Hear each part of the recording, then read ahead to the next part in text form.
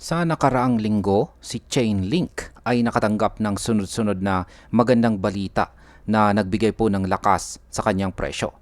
Ngayon ay pinag-uusapan na ng mga analyst na maaari siyang umabot ng $102 sa mga susunod na buwan.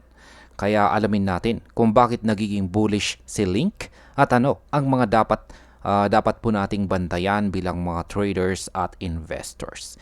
Kaya ayan po ang siyang ating pag-uusapan sa video na ito. Pero bago po tayo magpatuloy ay pakibasa na lamang po muna ang disclaimer dito po sa ibaba ng ating screen. Yan, ano nga ba ang nagbigay ng lakas kay Chainlink? Si Chainlink ay nakipag-partner sa Japan's SBI Holding at may Bitwise Chainlink ETF filing na nagbigay po ng dagdag na kumpiyansa sa market.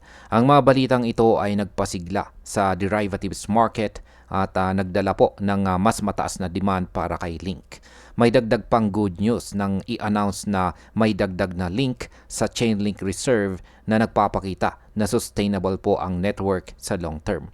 Kaya ang epekto po nito sa market ay nagpatibay po ng buying pressure at nagbigay ng positibong momentum.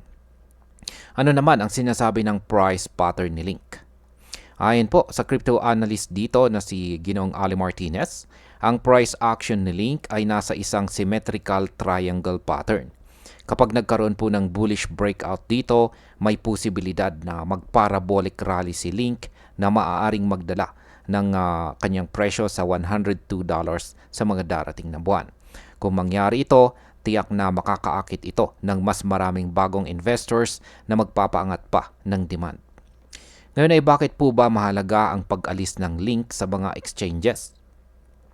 Sa nakalipas po na 24 hours, may 5.34 million Link na na-withdraw mula sa mga exchanges. Ito po ay malinaw na sinyalis ng accumulation dahil mas pinipili po ng mga holders na ilipat ito sa kanilang wallets kaysa ibenta.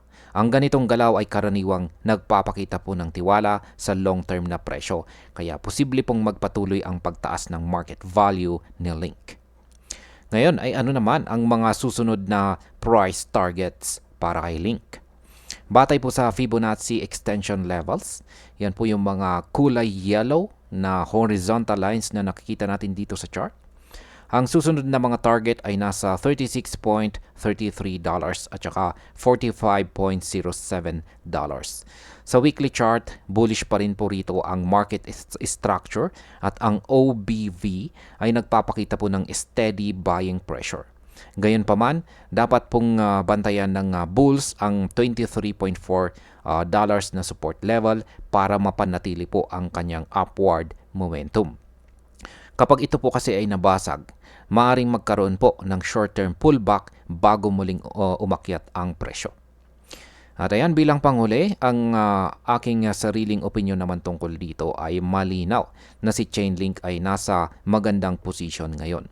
Ang kombinasyon po ng mga positive news, malakas na accumulation at saka bullish technical patterns ay nagpapakita na mataas ang tsansa ng mas malaking rally sa short term. Ngunit dapat pa rin po tayong maging maingat at bantayan natin ang $23.4 na support dahil ito po ang susi para mapanatili ang momentum ni Link. At ayan, hanggang dito na lamang po tayo sa video na ito. Maraming salamat sa panonood.